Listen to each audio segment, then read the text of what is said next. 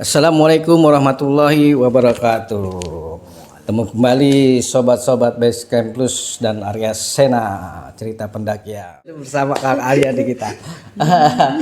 Arya Tunge. Kan keren ya. Kalau nggak ceng-cengan susah ya. Iya, ini kan cerita serem. Kan? Iya. Harus ceng-cengan. Hari ini kita mau apa? Lanjutin ya, part 2 Iya. pendakian ekstrim ya. Iya. 7 hari 7 malam. Kayak ini anak dangdutan. Pertarungan. 7 hari 7 malam. Ya udah gitu. Ojak kesuwen ya. Kita langsung aja ke titik masalah. Iya. Oke, Kang. Kan kalau nggak salah kita baru sampai Teleona apa gimana? Iya, yang Teleona camp aja. malam itu ya. Jadi di Teleona itu memang nggak ada apa-apa lah ya. Pagi-pagi itu setelah kita makan terus sama jemur-jemur pakaian, kita lanjut ke high camp. Nah, Teleona high camp itu ternyata nggak terlalu jauh Mas Anang. Ya dari jam 8 sampai jam 2 siang lah. Itu kita jadi naik dulu, naik. Itu pertama masih gambut, gambut-gambut. Nanti lepas dari gambut kita ketemu punggungan batu-batu kars, tapi masih banyak pohon cantigi. Cantigi juga banyak sekali pohon itu Mas Anang, pohon kantong semar. Wih, banyak banget pohon kantong semar di sana. Mahal itu. Wah. Tapi nggak boleh diambil ya. Biarkan dia hidup di sana. Nah, setelah kita lewat puncak punggungan itu agak terbuka, lumayan itu.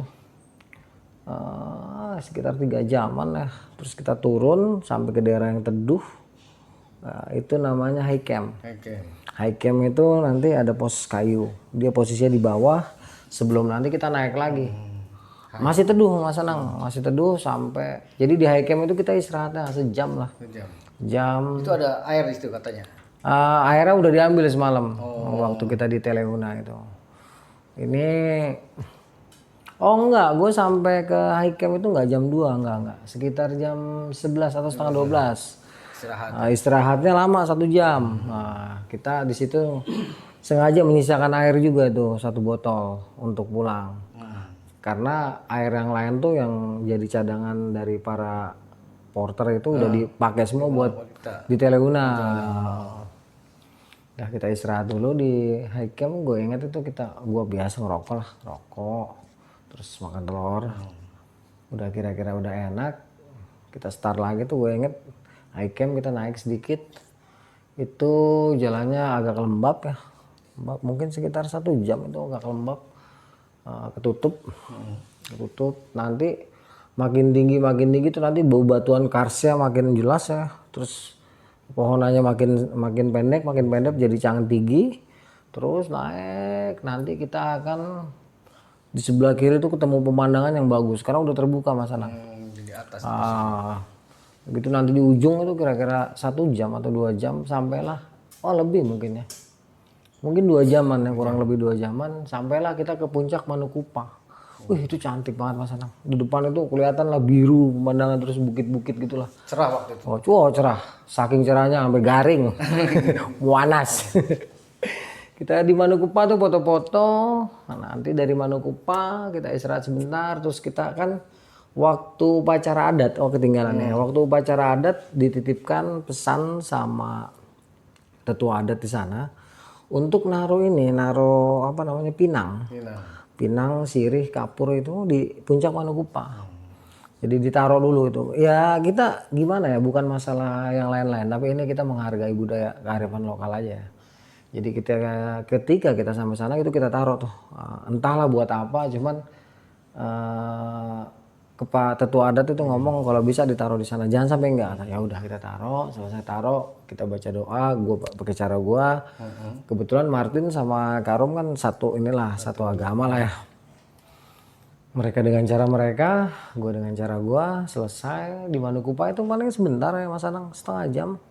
Terus itu gue inget udah mulai agak sore tuh, mungkin sekitar jam 3 lah ya, 3 atau ya jam 3-an kurang lebih, soalnya matahari udah mulai menjorok ke barat. Nah dari Manukupa ke Isiali itu kita akan turun Mas Anang, turun itu terjal banget Mas Anang. Pertama terjal itu bukit bebatuan kars, nanti agak landai ya kita turun, terus naik sedikit, terus turun lagi, naik lagi, terus kita akan masuk ke lembah yang tadinya pohon-pohonan apa namanya, pohon-pohonan candigi pendek-pendek itu jarang, panas. Begitu kita udah mulai turun ke lembah itu rimbun dan hawanya tuh yang tadinya panas langsung dingin Mas Anang, karena emang di lembah. Ini sih kalau menurut perkiraan sih harusnya ada air gitu, tapi ternyata nggak ada juga di sini gitu, kecuali musim hujan gitu kan. Jadi turun sampai ke Isiali itu udah sekitar jam 4. Jam 4 itu langsung istirahat, langsung buka tenda di dalam pondok gitu. Terus kita bongkar barang-barang, terus ngumpulin kayu bakar Mas Anang. Ngumpulin kayu bakar ya sore sambil gue masak nasi. Lagi-lagi yang gue masak tuh liwet keju pati demak. Ya, liwet keju pati demak tuh pakai hati penuh dengan lemak. Itu jadi sambil masak nasi, rencananya nanti malam, rencananya nanti malam kita mau bakar-bakaran untuk mengurangi rasa dingin ya. Tapi setelah makan, setelah ngopi, setelah ngerokok dan hari beranjak gelap ya, kita nggak ada yang berani keluar dari pondok, serem. Iya. Dan ini baru agak menakutkan di Isiali ini. Jadi kayak ada rasa gimana ya? Biasanya kan kita serem tapi nggak takut gitu, biasa aja Mas Anang ya. Tetapi di Isiali ini itu karena dia posisinya gelap gulita ya, di mana-mana gelap ya, emang nggak ada lampu. Tapi ini gelapnya dalam artian beda. Dia tuh semacam kayak pekat. Udah gitu dinginnya juga lebih ya, karena mungkin posisinya lembah. Lembah banyak pohon. Wah itu dingin banget di situ. Kedua, di sini aroma mistisnya terasa banget. Ya mungkin ini buat gua gitu kan. Tapi ternyata Kak Rum sama gitu. Dan Martin pun yang apa namanya porter di sana. Ketika udah lepas maghrib pun dia udah langsung gelar sleeping bag, tidur. Langsung ngorok. Waduh. Temen ngerokok, tidur nih gitu. Karum belum bisa tidur karena terlalu capek. Terlalu capek, beliau itu akhirnya ngebebet itu dulu lah pakai macam stagen gitu kan, di kakinya dibebet terus dikasih minyak kutus-kutus kalau nggak salah tuh. Ya, minyak kutus-kutus dia pakai dulu, minyak kutus-kutus tuh kakinya, telapaknya. Terus dia pakai trainingnya, dia pakai sleeping bagnya. Gue pikir tidur, ternyata dia nggak tidur. Gue emang belum bisa tidur Mas Anang, karena posisinya kan di dalam pondok kayu. Jadi ada pintunya tuh pondok kayu, dan di dalam pondok kayu itu kita kasih lampu yang itu dicas pakai apa? Bukan, ya solar tadi itu. Kita cas pakai itu, udah aman kan, terang. Waktu itu hampir lah sekitar jam mungkin kurang lebihnya itu antara jam 8-an lah kurang lebih ya, karena belum terlalu malam. Itu gue duduk di luar, si Martin udah nyenyak banget, sementara Kak Arum di dalam berusaha tidur tapi dia nggak bisa tidur juga kan. Tapi gue di luar karena gue sambil ngerokok, Kak Arum nggak bisa ngerokok di luar sambil ngopi tuh. Itu pintu pondok itu kan gue kunci ya. Supaya kenapa dikunci? Karena angin lembah kan dingin, jadi jangan sampai ketiup angin kebuka akhirnya kita kedinginan kan. Makanya gue kunci, ada kuncinya Mas Anang. Gue kunci. Pas gue lagi ngerokok asik sambil ngopi, gue sih nggak tahu itu kebukanya kenapa, kuncinya itu kebuka. Dia logikanya tuh gimana ya? Dia bukan yang diginiin, bukan, tapi yang diginiin cetek gitu loh. Yang pakai paku gitu loh, yang diginiin tuh selek gitu. Kok nggak lama pintu kebuka gitu, kebukanya pelan gitu. Bukan kalau ketiup angin kan bruak gitu ya, bruak. Kalau ini enggak, ini bukanya pelan, sedikit terus ketutup lagi, dek. Awal gue nggak ngeh, nggak ngeh gue. Terus gue lihat bawah pintu gerak lagi, baru gue ngeh, loh kok kebuka, pulang kayak gitu. Kan gue kunci gitu. Langsung gue diri tuh, bulu kuduk rada merinding. Buru-buru nang gue diri, gue kunci lagi stek. Kunci lagi, gue ngerokok lagi. Terus di luar kayak gue denger suara orang ngobrol. Samar tapi jelas gitu. Samar jelas dia dari arah datang kalau kita dari puncak Manokupa. Kayak kedengeran orang ngobrol, terus di samping kayak suara orang kresek-kresek gitu. Pertama bukan kayak suara orang tapi kayak suara hewan atau apa-apa. Kresek-kresek gitu kan. Awalnya kayak gitu Mas Anang. Nah, gue inget waktu itu bulan purnama. Bulan purnama cerah banget. Nah, itu kan dinding-dinding kayunya kadang-kadang ada cahaya bulan itu kan masuk ya. Cahaya bulan masuk. Itu kan kita nggak semuanya rapet tuh dinding kayunya. Jadi cahaya bulan tuh ada yang masuk-masuk. Gue inget pertama tuh kayak ini kan ada celah ini kayak ketutup, dia gelap terang. Gelap terang. Itu gue pikir mungkin daun, pohon kali gitu ya. Terus di atas sebelah belakang emang ada seng yang agak kebuka. Nggak tahu sekarang maksudnya gimana. Itu jelas bulan jelas banget. Ya waktu di celah-celah kayu tadi, gue masih santai Mas Anang. Gue masih berpikir kok ini kebuka pintu terus ada yang kayak gitu-gitu. Memang merinding tapi gue masih positif gitu. Pikiran gue masih positif dan memang gue selalu positif ya ngadepinnya kayak gitu-gitu. Gue nggak pernah berhalusinasi ataupun berpikir masalah setan karena gue tahu gue mau datang kemana gitu. Ya kalau ketemu setan ya syukur alhamdulillah, nggak ketemu juga syukur alhamdulillah gitu. Gue mah nggak ada urusan karena kan kita mau naik gunung bukan mau naikin setan gitu kan. Syukur-syukur kalau sekarang emang cari dikit-dikit sih konten. Iya oleh-oleh gitu. Jadi waktu itu gue diem sambil gue ngerokok. Emang gue merindingnya itu bukan karena gue berpikir hantu gitu kan, tapi karena memang ada energi kan. Gue merinding, tiba-tiba kok gue pengen banget nengok ke itu tuh seng yang agak kebuka gitu kan. Gue nengok, itu jelas banget itu bayangan hitam gini. Seng. Jadi posisi dia tuh langsung ke bulan. Jadi ini terbuka. Itu posisinya nggak kehalangan pohon, apa enggak? Memang di sana banyak pohon, cuman satu ruas ini betul-betul langsung kena ke bulan gitu kan. Ke langit gitu. Dia nggak kena batang pohon atau apa gitu. Tiba-tiba gini, seng. Gue inget banget. Itu dia kayak jubah modelnya, kayak jubah. Entah laki-laki, entah perempuan. Yang jelas itu bentuknya manusia. Berjubah tapi nggak kelihatan orangnya gitu. Hanya seperti manusia percis. Sekali gue pikir, gila ada kampret segede gitu. Gue kata, buset kalong gede banget ya. Gue diam. Terus di atas atap itu bunyi kan. Breg. Nah, kayak ada yang, bukan jatuh, kayak ada yang hinggap gitu kan. Breg. Gue diam. Makin merinding tuh. Nggak lama. Karum bangun, keluar dari tenda. Bro, lu nggak tidur bro, kata dia. Nggak kau, lagi ngerokok, lagi ngopi, gue kata. Itu udah 2 batang rokok gue di luar santai. Dingin banget Mas Anang di situ. Walaupun kita ada di rumah panggung, rumah kayak gitu. Bikin tenda dalam. Bikin tenda, terus di bawah di depannya juga digelarin matras, jadi nggak ada angin dari bawah gitu kan. Gue lagi sambil kedinginan gitu, gue ngopi. Rokok, nggak lama Karum bangun kan, bro, gue mau pipis tapi takut kata dia gitu kan. Gimana bro? Ya udah kak, pipis bisa aja, gue bilang kayak gitu. Gue bilang, ayo deh sekarang. Dalam artian gue gini, makin malam kayaknya makin strong nih gitu kan. Buru-buru dah gue kata kayak gitu kan. Mumpung jadi kan nanti kita keluar pintu tuh, itu kan rumah panggung, jadi kita ke kanan dulu baru turun ke bawah ke tanah gitu kan. Ini saking Karumnya juga takut Mas Anang ya. Kayaknya dia juga merasa ada sesuatu tapi dia nggak mau ngomong gitu kan. Dia nggak mau ngomong sama sekali.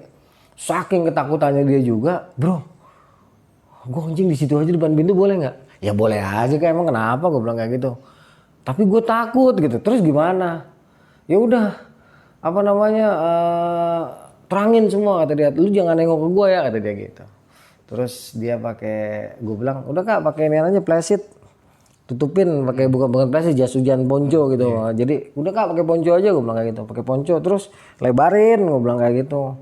Lebarin. Kakak jongkok kan jadi nggak kelihatan gitu. Saya bisa ngeliat kakak gue bilang kayak gitu. Oh iya betul bro kata dia gitu. Dia langsung pakai tuh ponco. Ponco dia tutup terus dia jongkok kencing dah. Selesai kencing. Terus langsung tuh buru-buru aja kayak gak cebok kayaknya buru-buru. Langsung masuk ke dalam. Terus dia langsung masuk bro gue takut.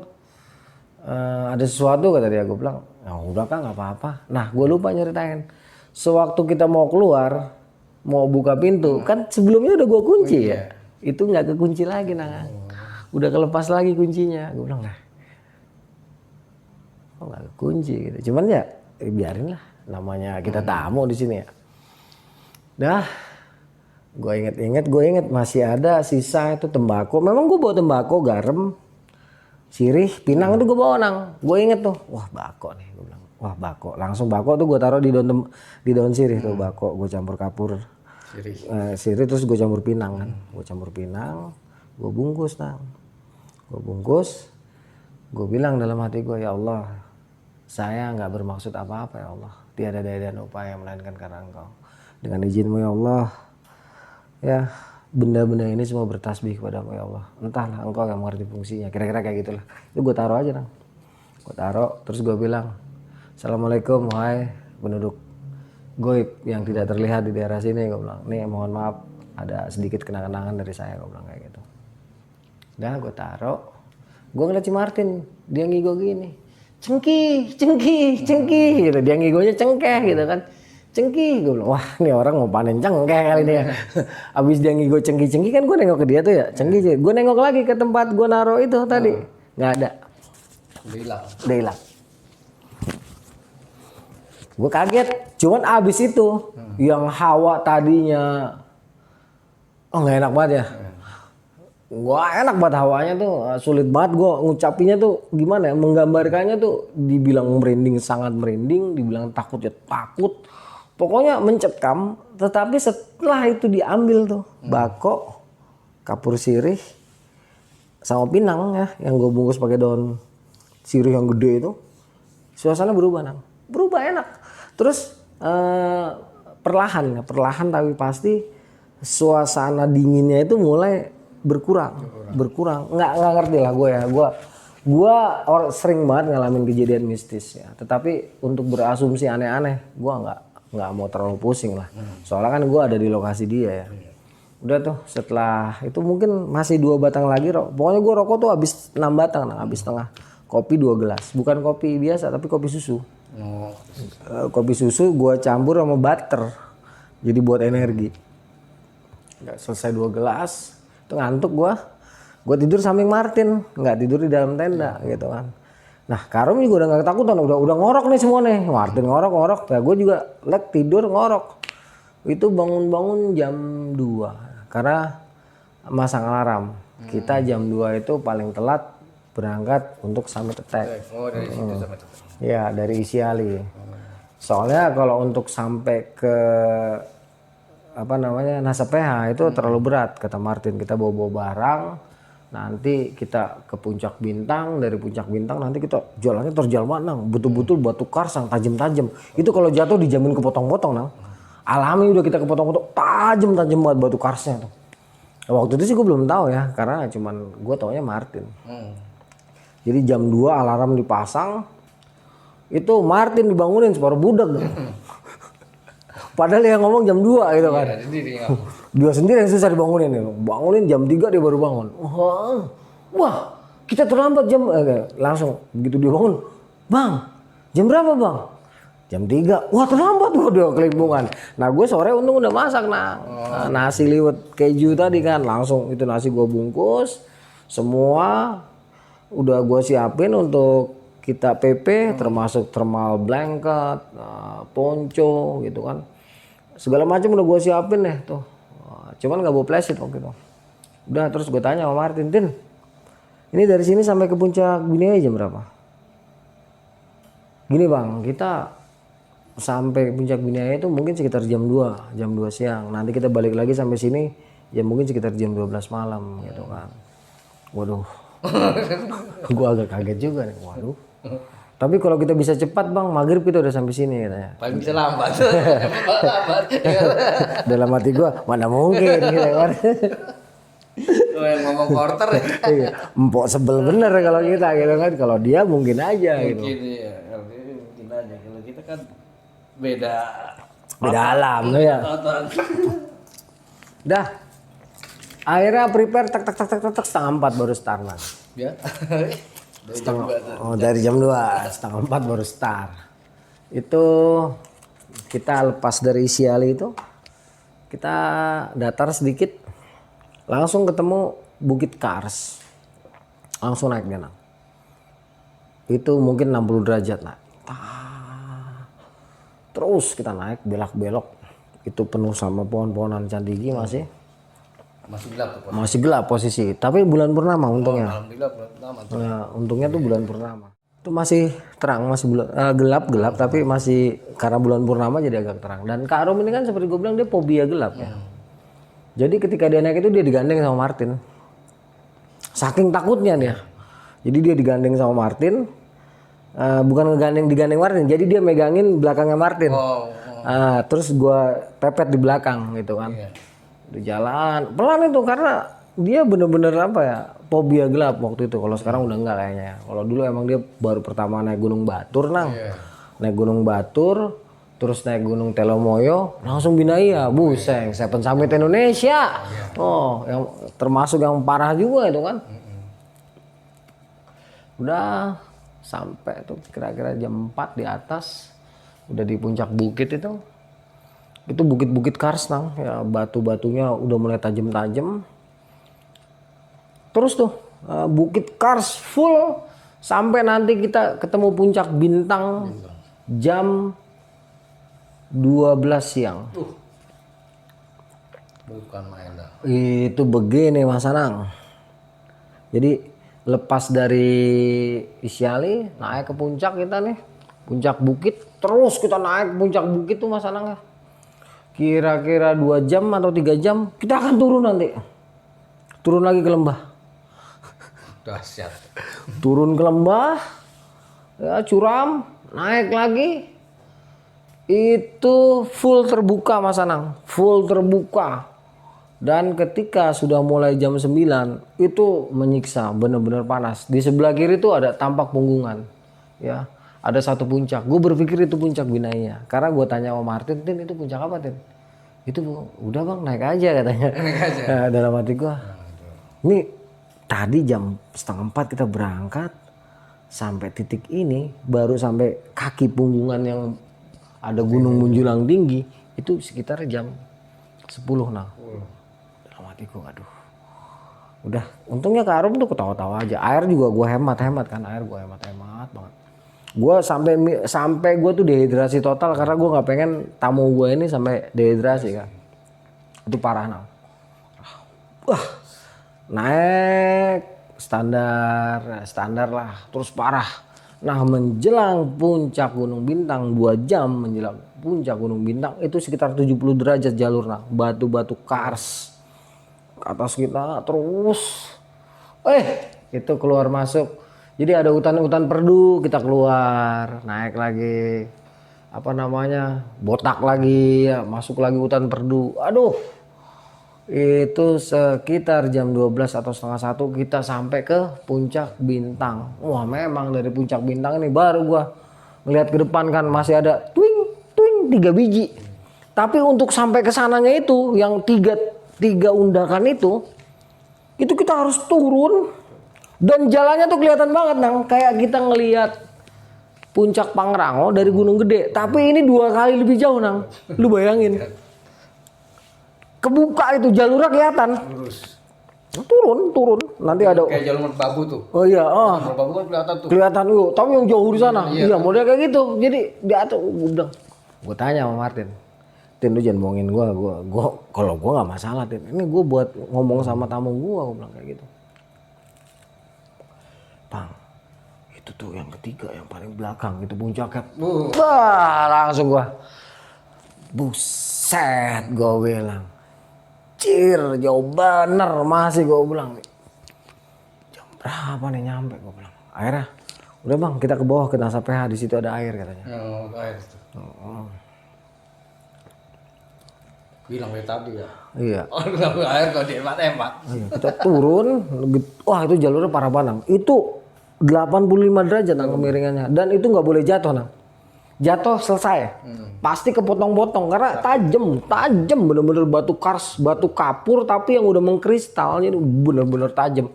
Jadi suara batu di sana itu tidak tek-tek bukan, cring, saking kerasnya. Jadi nggak ada batu yang suara keserak nggak ada. Semua batu punya tring dalam hati gua nih kalau ada tukang batu kelar nih diambilin. Gua kata gunung, bener gitu gunung biasa itu. Itu ngasal ngambil aja di tengah-tengah jalan, bunyinya cring udah kayak batu-batu. Wih, batunya kayak besi, Nang. Suara batunya itu kayak besi. Turun pelan, kira-kira setengah jam, ya sampailah kita ke NASA PH. Itu parah.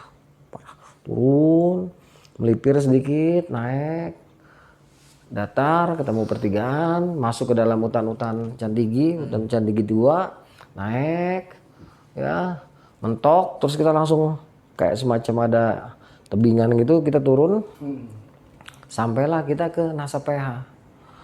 Nah, NASA PH itu langsung si Martin bergerak cari air. Ternyata mata air yang diharapkan kering, kerontang. Jadi mata air temporari aja. Mata air temporari, hanya tersisa lumpur basah. Gua inget dong pelajaran. Nah, kalau ada lumpur basah itu kita gali aja. Kita gali, tapi kan nunggu air lama. Sedangkan kita posisinya masih muncak. Nunggu 2 jam di situ kita ngebes di situ. Sedangkan gua nggak bawa yang namanya ponco gitu kan. Dalam hati gua, gua nggak bawa yang namanya plesit gitu kan. Waduh, nggak bawa plesit. Gua bilang gini, Tin, Bang, air kering. Gimana ini? Gua bilang. Udah, gampang gua bilang. Itu kan lumpur, gua bilang kayak gitu. Gali aja dulu, gua bilang. Nggak ada air, Bang, nggak ada air. Gali, gua bilang gitu. Gali sama dia. Digali sekitar seginilah dalamnya tuh. Setengah meter. Iya, mungkin 50 cm digali sama dia. Pakai itu kita nggak bisa nang masuk lumpur yang jeblos kita. Nah, jadi dia gali yang di pinggir tuh, gali di pinggir, pakai tangannya dia tuh gali. Cukup Bang, nggak ada air kata dia. Udah, ntar kita balik air penuh, gue bilang kayak gitu. Nah, di situ sampai ke NASA PH itu air tinggal 1 botol Mas Anang. 1 botol Bang. 1 botol kecil. Kecil Mas. Dalam hati gua tanya, Tin, yang benar Tin. Ini dari sini ke puncak Biniaya masih berapa jam? 2 jam Bang, 2 jam 3 jam. Woi, mantap, gue bilang. Air tinggal segitu. Gua amankan untuk Kak Rum. Gua amankan. Gua cari-cari air tuh. Air lumpur. Ada kan tuh ada satu tempat yang agak basah dia, basah dalam artian basah tapi nggak ada airnya gitu, lumpur basah. Itu gua gali kira-kira 20 cm, gua gali sendiri. Ada kayunya gua ambil, itu air ngocor nah. Tapi ya air lumpur, air kotor itu. Itu gua ambil dapat 1 botol gede. Itu gua saring pakai baju gua nih, 1 kali, 2 kali, 3 kali, 4 kali, 5 kali, sampai setengah jam tuh nyaring air, ya tetep butak juga, tapi dapat dia 3/4 air lah dari botol itu hampir penuh. Cuman buteknya nggak terlalu butek gitu kan. Setelah gue cobain, biarin daripada dehidrasi. Nah itu buat minum gua sama Martin. Sedangkan Karum juga orangnya kebetulan dia nggak terlalu ontak juga gitu, minumnya agak santai juga, dia cuma sedikit gitu kan. Gue masih nyimpen 1 botol cadangan yang gue nggak kasih tahu nah, botol kecil ukuran 500 ml itu sengaja gue simpen tapi gue nggak ngasih tahu karena ini untuk situasi darurat buat si Kak Rum gitu kan. Nah, jadi kita punya botol itu, punya air itu 2 liter dengan kondisi terik yang luar biasa. Udah selesai di NASA PH itu sekitar mungkin jam 1:30 ya, jam 1 atau 1:30 start lagi nah. Start naik ke atas, kita dari NASA PH itu naik ke atas. Terus kita naik ke atas, kita akan ketemu sebuah sabana. Sabana tapi bukan rumput-rumput tinggi, nang rumput-rumput dasar. Rumput dasar dengan pohon-pohon pakis haji yang seperti purba. Wah, itu cakep banget nang. Pohon-pohon. Jadi nanti kita naik ya, terbuka, terus ketemu hutan-hutan perdu. Hutan-hutan perdunya penuh dengan lumut-lumut kayak gitu nang. Lewatin hutan lumut itu semua batu kars. Itu setelah dari NASA PH parah, habis itu nggak terlalu parah nang, tanjakannya santai tuh, cuma panjang-panjang. Kita ngelewatin bebatuan kars tapi ada rumputnya gitulah, rumput dasaran gitu. Wah itu cakep tuh, kita lewatin. Terus sampai akhirnya kita ketemu ada 1 pohon, tiduran di situ nang. Itu udah sekitar 1 jam jalan, mungkin sekitar 2:30. Istirahat dulu, tiduran dulu di situ sekitar 15 menit di bawah pohon, lanjut lagi naik ke atas nang. Nah lepas dari situ naik tuh Nang, naik, udah nggak ada bonus bisa nih, naik terus naik sampai kita ke puncak yang gue lihat dari jauh tadi, Binaya 1. Cuman Binaya 1-nya ada di kanan. Nah, naik, ini puncak Binaya 1, kita langsung turun, cakep, indah. Binaya bener-bener indah kerennya, itu bukit-bukit kars itu. Nah di sebelah sini tuh di tebing-tebing itu kelihatan kayak banyak jalur, nggak taunya itu jalur rusa, dan gue sempat ngeliat rombongan rusa tuh lompat-lompat banyak di situ Nang. Indah kali. Bukan main, ada pengen bener gue gitu ya. Nah terus kita turun tuh Nang, melipir bibir tebing tuh agak datar, terus turun ketemulah kita Waikufu tadi. Nah, Waikufu apa sih gue lupa lah. Nah di situ ada tempat buat ngebase, juga ada tempat seperti lobang tapi dikasih plastik buat tampung air. Nah nggak ada, tapi gue nemu sekitar 3 botol, ada airnya segini-segini Nang. Sampah itu. Sama Botol-botol. sama botol-botol itu, botol-botol air mineral. Gue nemu 4 botol tuh, ada airnya segini-segini tuh.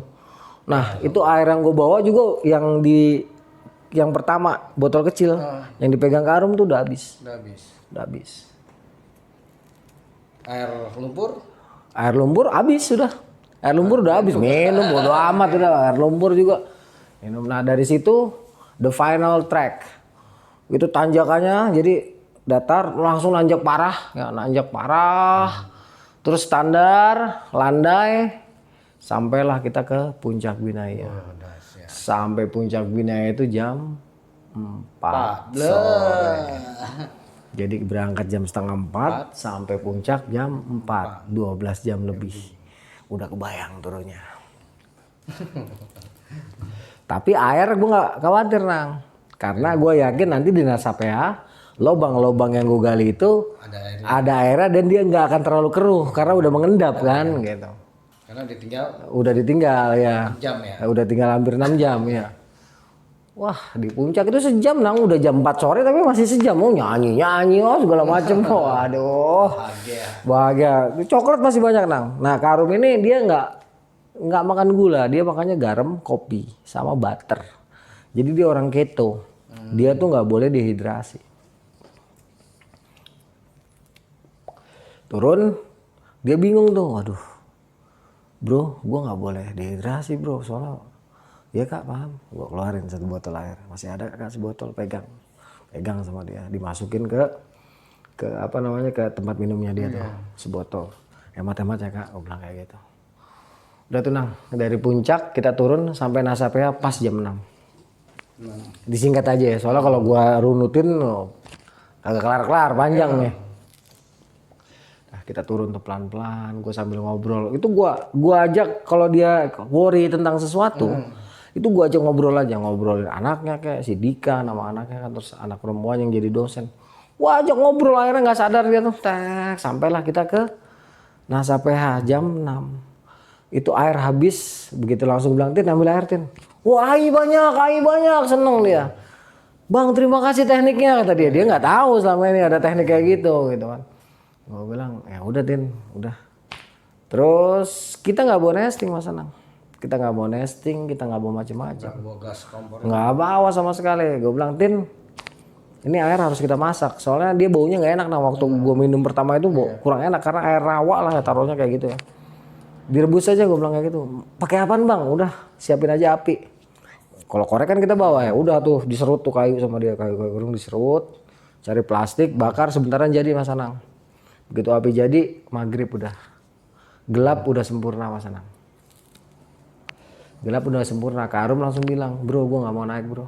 Lewat Gunung Bintang gue takut. Emang parah Nang Gunung Bintang. Lewat Gunung Bintang gue takut. Oh ya udah kak, tenang aja. Udah api jadi.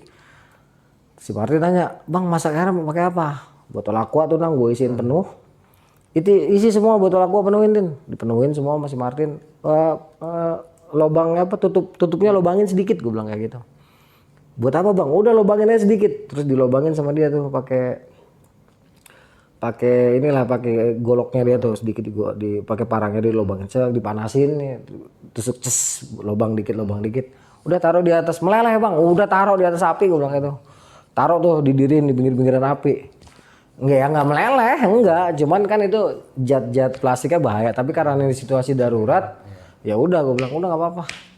Itu 6 botol gue taruh mendidih semua Mas Anang. Udah langsung di situ Karum kan makanannya itu cuman kerupuk kulit. Kerupuk kulit terus kacang apalah pokoknya. Ya modelnya kayak gitulah. Terus campur sama butter sama kopi. Udah bikinin makanannya. Dia bingung kan. Gimana kita tidur bro? Udah Karum tenang aja. Gua orientasi Medan, gue lihat ada pohon. Ya pohon. Dia cegok begini Mas Anang. Gue lihat pohonnya bukan pohon tua, bukan pohon rapuh. Bukan pohon yang lapuk kan. Gue lihat, wah. Gue lihat bintang terang nang, mudah-mudahan gak hujan nih, gue bilang kayak gitu. Langsung, Tin. Kayu jangan bakar-bakaran di sini, bakar-bakaran di sana, gue bilang kayak gitu. Di mana bang? Tuh yang kayak ada gua cerukan gua. Ya udah, terus kita kumpulin daun-daun pakis nang. Kita kumpulin daun pakis sampai tebel nang segini nang. Buat kasur Karum. Kumpulin daun-daun pakis, udah tebel. Kan dia nggak bawa sleeping bag, nggak bawa macem-macem. Nah, gue bawa thermal blanket kan. Jadi di depan dia nih, nah ini kan semacam cerukan nih, di depan kita ini kita kasih titik api 2. Apinya gede-gede, itu si Martin langsung berapa titik bang? 2 titik gue bilang kayak gitu. Dia cari kayu tuh, tak tok 2 jam, kayu bertumbuk-tumbuk nang. Itu sampai pagi, sampai gue tinggal pergi pun dia masih nyala tuh api. Gue bilang angin, gue bilang tar dulu Tin, angin dari mana nih gue bilang. Oh angin dari ini Tin, dari atas dia turun ke bawah, berarti aman nih. Cuman dari samping dong, berarti api di sini Tin, aman di sini gue bilang kayak gitu. Kita tidur di sini di tengah, Karum di sini nih aman. Udah jadi titik api.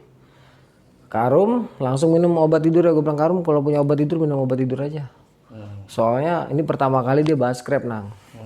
Pertama kali dia bahas scrap tanpa ya model kalau kayak kita mah biasa aja ya.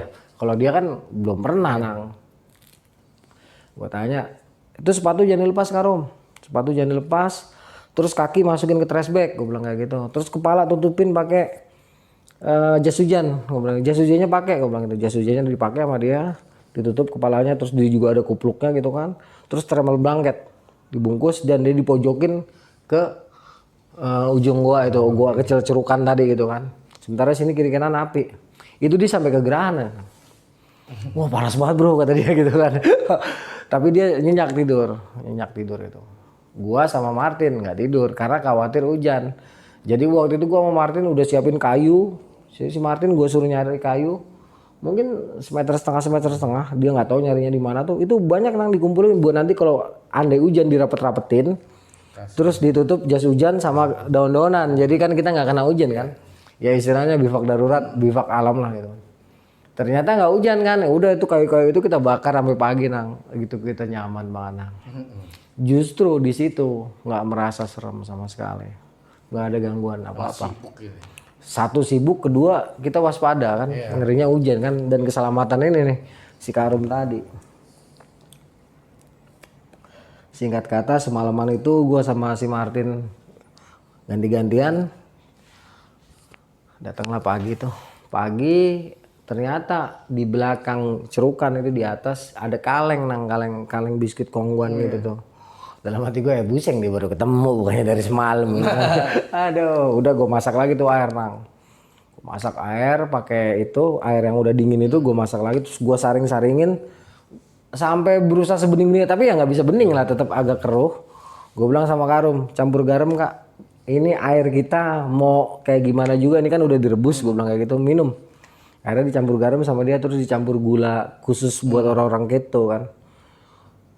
Istilahnya mineral apalah gitu campur minum kak mau nggak mau tuh harus diminum gue bilang kayak gitu udah disiapin gitu gue bawa langsung 4 botol Karum langsung dimasukin ke tempat minumnya dia gue langsung 3 botol di tas gue nggak mau resiko lagi selesai kita makan tuh kebetulan masih ada telur kita ngerebus telurnya udah direbus kemarin waktu di Siali tapi di situ kita rebus lagi biar hangat itu makan telur seorang 2 roti masih ada, biskuit. Tapi karena kita ngeteh, gue teh dulu, gue inget banget gue ngeteh dulu, ngopi dulu. Terus gue makan telur.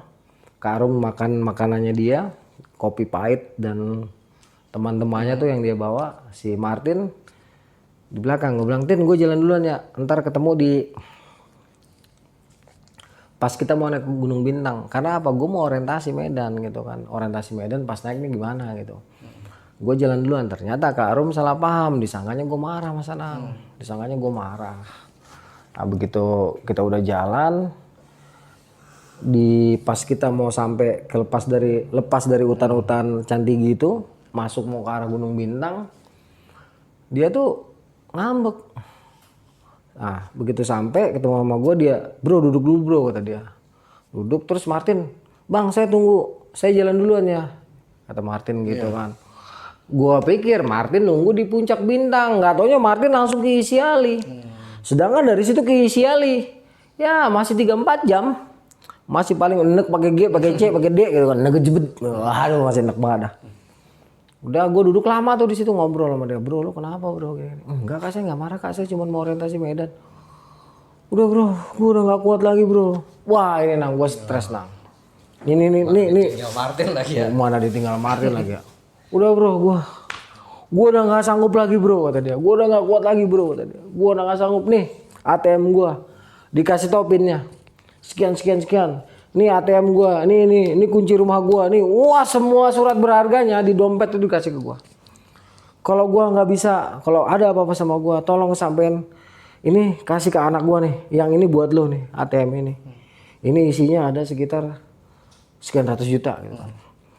Ini ada sekian, wah emang banyak banget duitnya ya. Gue bilang, gue diam ya. Udah bro tinggalin gue udah gak sanggup bro. Nangis teriak wah gue diam. Gue satu inget ya, untuk menimbulkan semangat sama perempuan tuh harus dengan kelembutan. Gue nggak bisa marah lagi. Gue bilang gini, Kak Rum, gue peluk tuh, Kak, saya nggak butuh harta kakak. Saya nggak butuh semua yang kakak berikan ke saya. 1 rupiah pun saya nggak butuh kak. Yang saya butuhkan kakak kembali dengan selamat. Gue sambil nangis juga tuh nang. Ya kak ya, saya nggak butuh. Oh nangis kita berdua tuh nang, nangisan. Oh bro, gue nggak sanggup ke atas bro. Kakak sanggup udah sampai sini. Kakak ini wanita tangguh, nggak ada. Kakak belum pernah naik gunung beneran, tiba-tiba naik gunung beneran dan umur kakak udah nggak muda lagi tapi kakak sanggup. Kakak ini perempuan hebat, gue bilang kayak gitu. Akhirnya adalah 1 jam di situ gue teriak-teriak, gue ten, wah kagak, nggak ini udah sampai ke base camp kali, orang dia kayak kilat jalannya. Akhirnya mau tenang, gue gandeng nang, jalan naik ke atas, gue ambil videonya, gue ajak ketawa, wah dia ketawa-tawa lagi, orangnya positif nungnya. Singkat kata 40 menit kemudian sampailah kita ke puncak Gunung Bintang. Puncak Bintang itu, di puncak Bintang lagi dia udah ceria tuh, udah bro fotoin gue bro videoin gue bro. Oh bro makasih banyak ya bro. Oh yaudah kak, saya mah tenang aja, saya nggak akan ninggalin kakak selangkah pun, saya nggak akan pergi. Saya nggak akan turun dari sini tanpa kakak di depan saya. Saya nggak akan turun kak. Saya akan dampingin mau selama apapun kakak sampai ke bawah, saya akan dampingi. Saya nggak akan tinggalkan kakak selangkah pun, gue bilang kayak gitu. Wah seneng gua tuh, super gairah dia nang, mulai nyanyi. Nah mulailah kita dari puncak Bintang. Dari puncak Bintang ke Isiali ini bisa dibilang rute terberat nang. Atau dari Isiali ke puncak Bintang itu adalah rute terberat yang ada di Binaya karena medannya bebatuan kars. Dia terbuka, tertutup, terbuka, tertutup, tapi lebih banyak terbukanya. Wah itu kita jalan turun pelan, air banyak kan, santai. Turun itu sekitar, gua turun dari puncak Bintang itu sekitar jam 11 nang. Terus sampai ke Isiali itu sekitar jam 3:30. Jadi nggak mungkin perjalanan dilanjutkan. Ya nggak mungkin perjalanan dilanjutkan. Kita istirahat lagi bermalam di situ 1 malam. Martin di situ. Hah? Martin di situ juga. Martin udah di situ. Pas begitu kita mau sampai Isiali, gue teriakan ten. Ya, udah baru ke atas, dalam hati gue udah mau di sini. Gue kata suwe gitu kan. Baru dia naik, ibu, maaf ibu, saya lapar gitu. Ternyata si Martin nggak bawa apa-apa gitu. Tapi dia bawa air banyak tuh dari Nasapea itu, air yang agak-agak keruh gitu kan. Dia bawa banyak, bawa ada 6 botol dia bawa, itu aman. Jadi ibu maaf saya lapar ibu, maafkan saya. Tidak apa-apa Martin, kata Karum gitu kan. Wah pokoknya haru dah tuh. Terus di pop di itu tuh di papah ya sama Martin ya. Sampailah kita ke Isiali istirahat. Itu gue masak. Oh logistik mah aman nang, logistik aman. Masak gue masak lagi. Itu gue masak nasi biasa, gue masak nasi. Cuman gue nggak campur keju. Gue nggak bikin dewet, cuma nasi biasa. Terus bikin air anget. Yang gue inget tuh gue minum krim, kopi pakai krim, ngerokok. Habis makan mie instan, Kak Rum itu dia makan makanannya dia biasa kerupuk kulit campur, gue lupa lah jenis makanannya dia nggak umum soalnya dia nggak makan karbohidrat kan. Selesai makan gitu, gue agak lupa tuh jalan-jalan sebentar. Begitu maghrib datang karena kita udah saking letihnya ya, gitu seingat gue tidur nggak pakai acara bangun-bangun pagi. Dan selama di Siali itu nggak ada, malam kedua itu udah nggak ada apa-apa nang. Yang itu yang di Yang pondokan. yang di pondokan kayu itu, dan malam kedua itu di sana gue udah nggak ada apa-apa nang. Udah Capek ya. udah capek lah, udah nggak ada tidur, mungkin ada sesuatu cuman kita udah nggak hiraukan lah.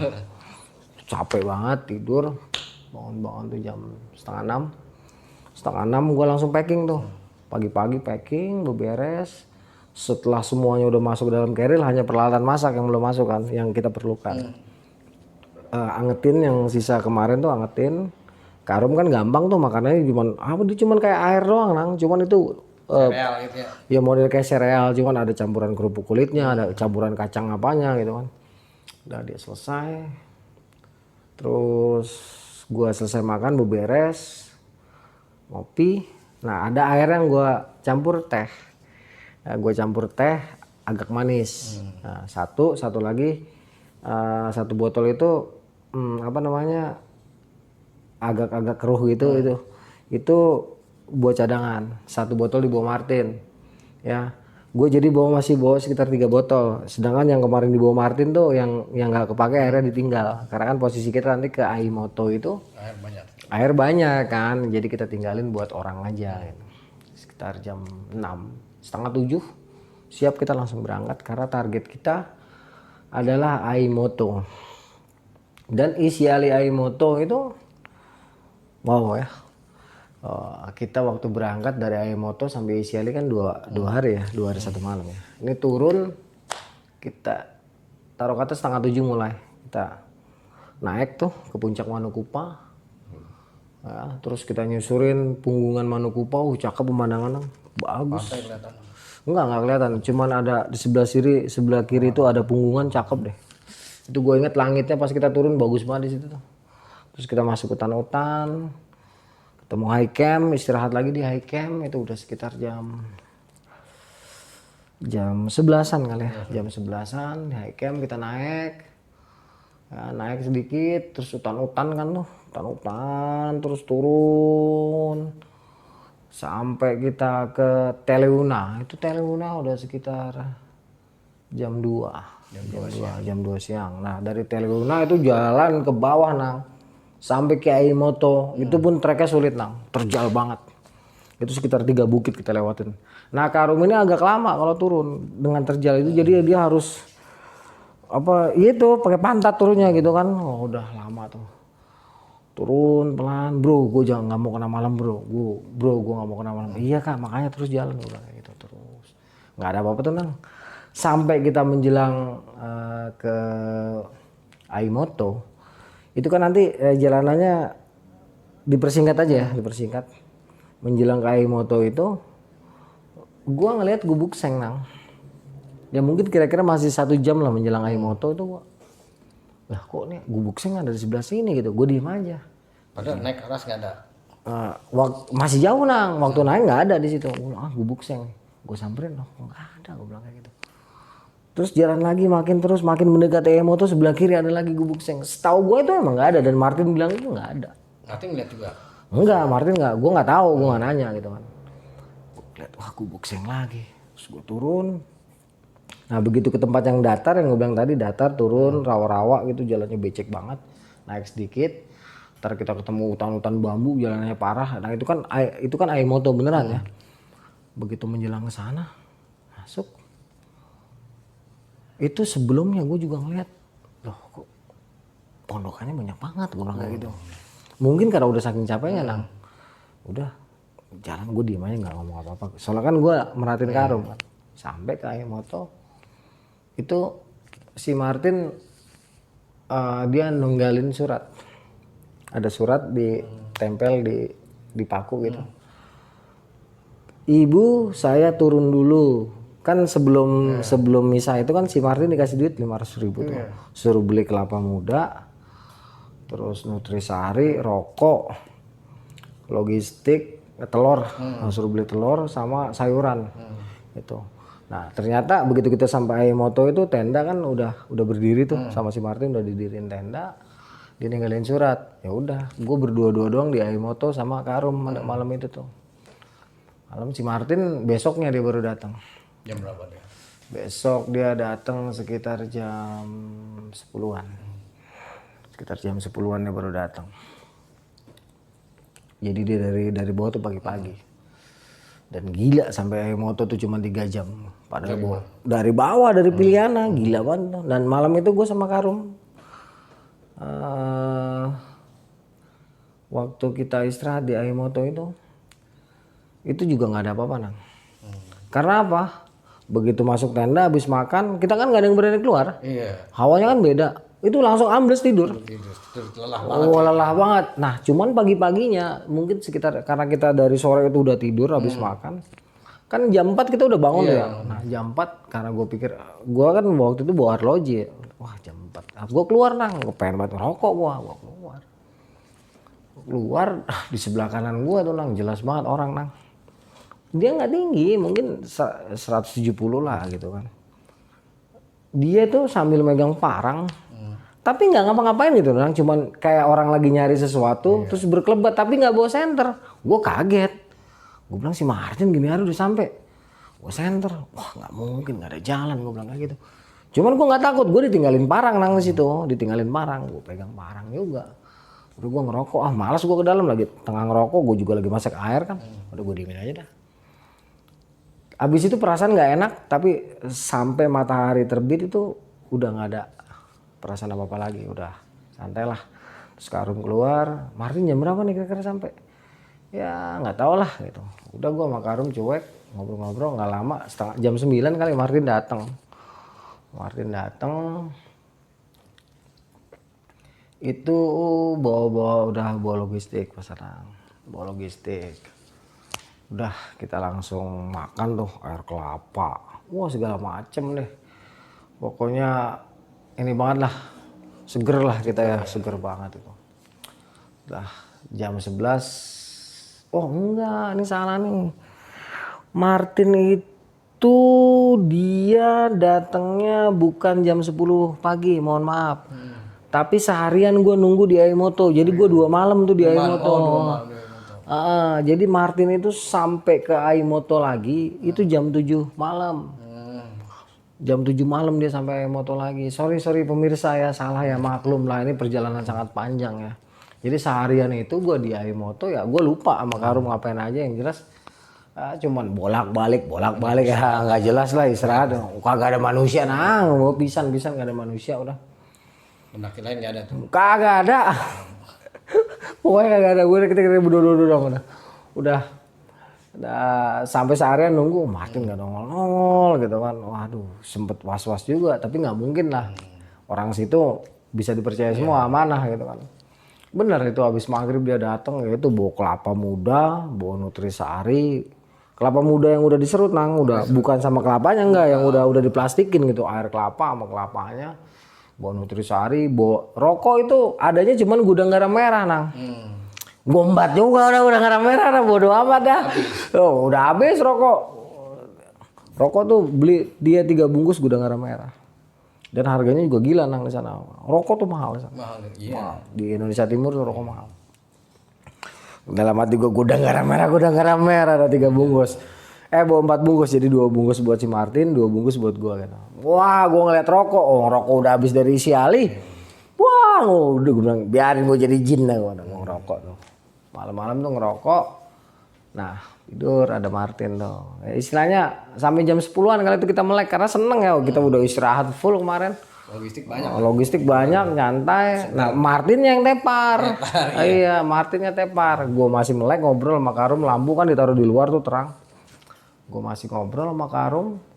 Nggak lama Karum masuk, gue masih di luar nang, masih gue ngerokok nang, buset biar kata gue udah ngarep merah, seneng banget gue, ngisep mulu gue ambil ngopi. Santai-santai kayak gitu, Martin ngigo di dalam.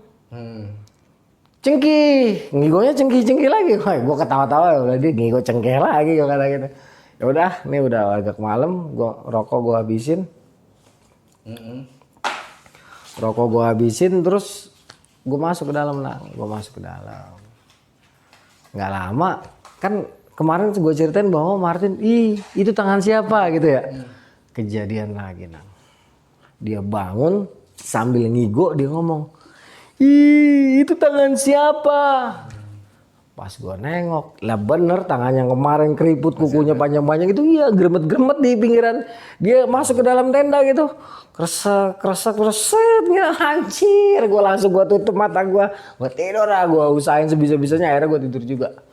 Gue nggak ngomong apa-apa tuh. Pagi-paginya gue tanya sama Martin, karena kan udah 2 kali kayak gitu. Tin, lu semalam ngeliat apaan sih?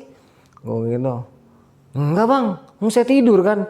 Apaan lu nunjuk-nunjuk ke depan? Enggak, saya nggak tahu. Sialan gue bilang gitu kan. Apaan tuh ya? Karum dia belum ngebuka, Yang dia lihat disialin apa dia ketakutan. Ya udah, itu pagi-pagi banget nang kita siap-siap tuh nang. Karena perkiraan ya sampai bawah maghrib lagi karena pergerakan Karum luar biasa cepet gitu kan. Nah ini medannya cukup berat juga nih karena nanti kan lepas Aimoto kita turun nyusurin kali naik terus turun naik lagi terus turun parah nang, parah untuk sampai ke Yamitala tuh parah, beceknya pakai G itu, becek banget jalannya, licin, jadi itu bener-bener pelan-pelan banget, itu turunnya parah, itu pelan banget nang. Akhirnya kita sampai Yamitala itu sekitar jam 2-an.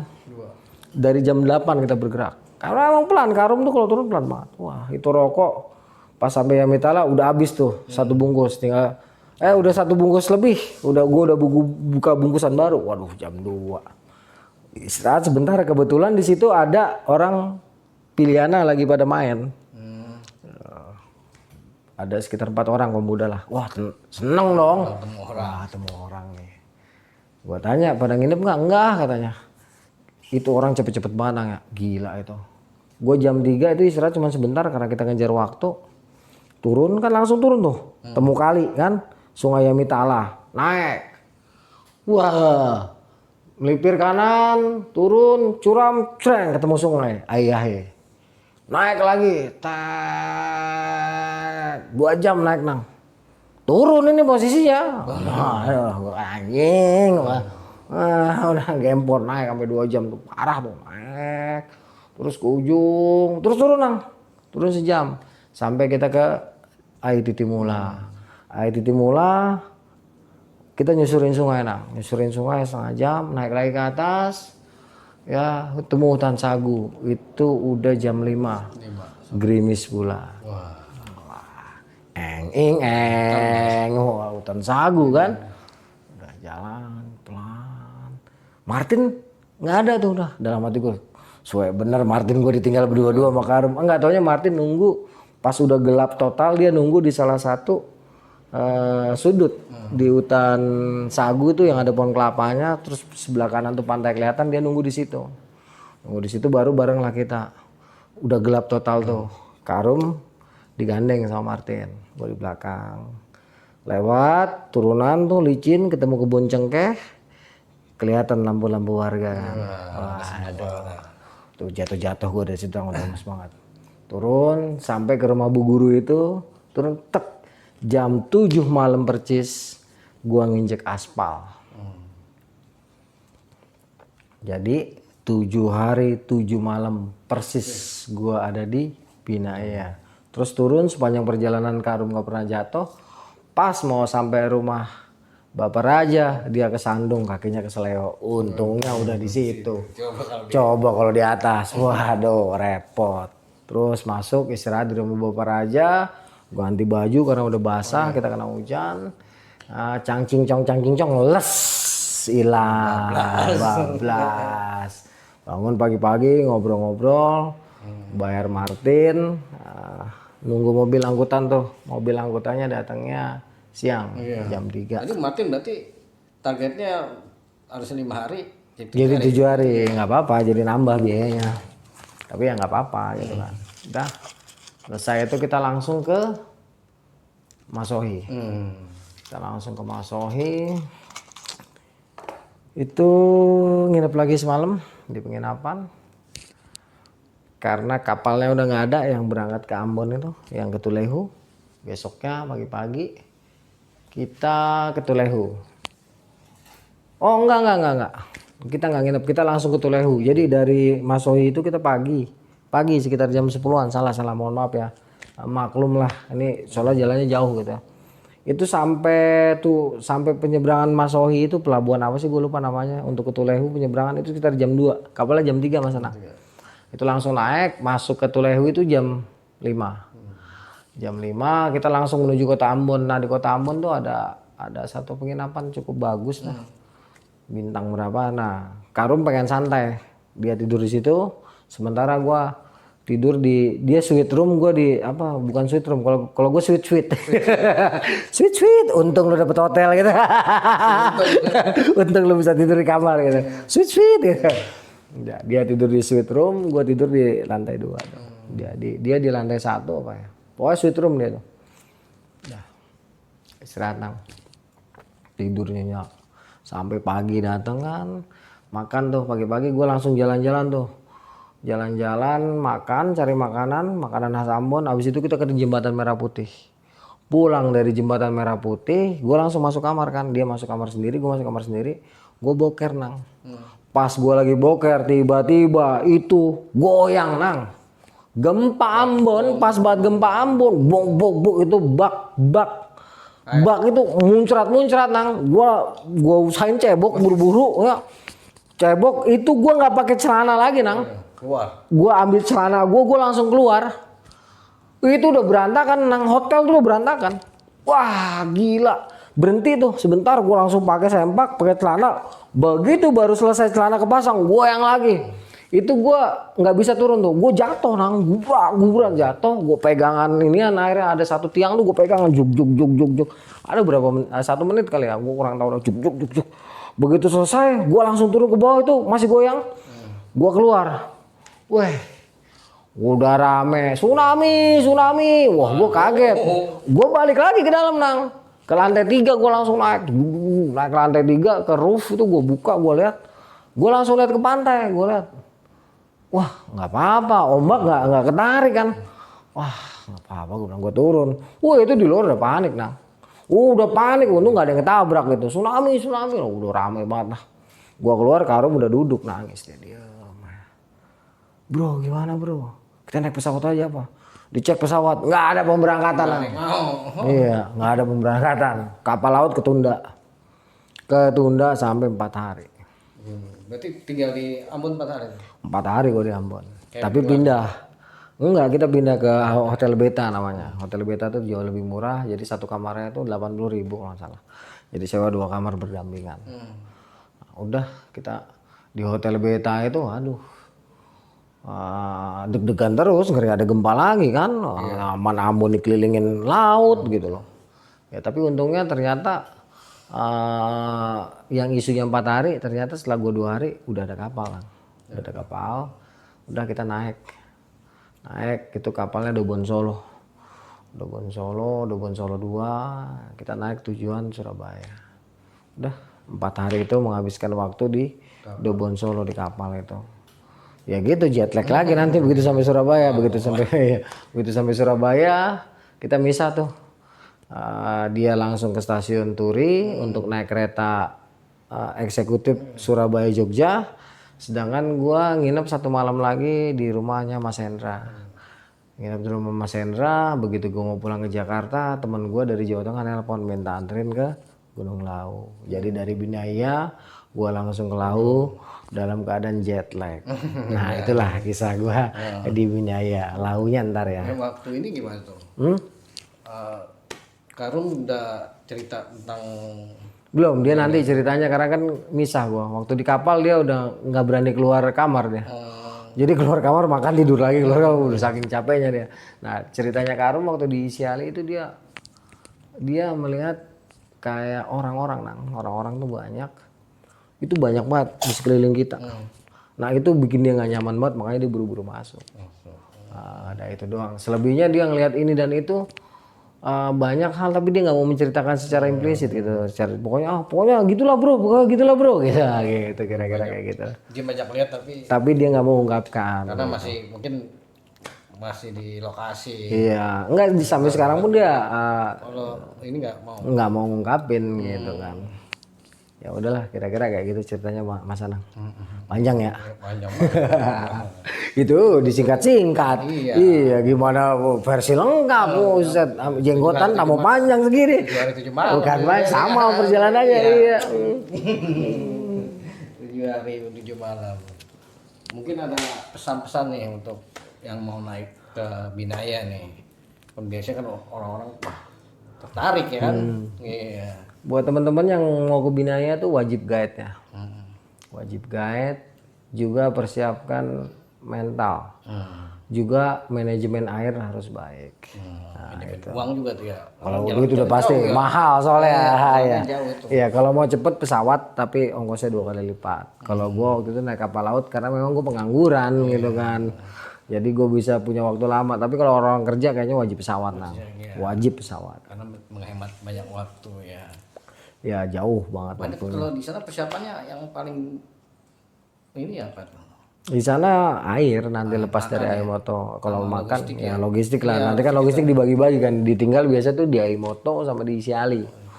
Persiapan logistik yang kita sisakan tuh kita tinggal. Sama air juga gitu. Biasanya ditaruh di high camp atau di Teleuna buat cadangan turun. Iya. Pokoknya dipersiapkan lah karena emang perjalanannya panjang ya. Perjalanan panjang.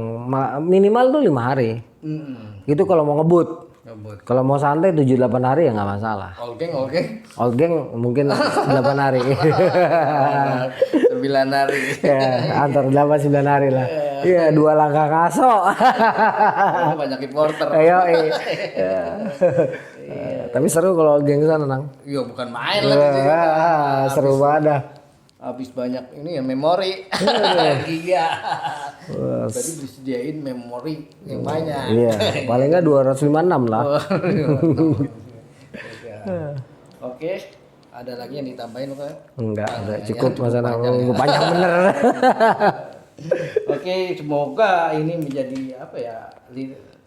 Bisa diambil hikmahnya, manfaatnya, mungkin literasi kalau mau naik Binaya bisa hubungin gua juga sih ya. Bisa hubungin Kang Arya, bisa sharing atau jadi guide. Bisa ajak aja mendingan ya ceritain di sana ya. Podcast. Iya. Oke, teman-teman, terima kasih sobat-sobat nih udah menonton video-video kita ya. Dukung terus kita di Basecamp Plus dan Arya Sena Cerita Pendakian. Saya Anang Rifani undur diri dan Arya Sena undur diri. Assalamualaikum warahmatullahi wabarakatuh. Terima kasih.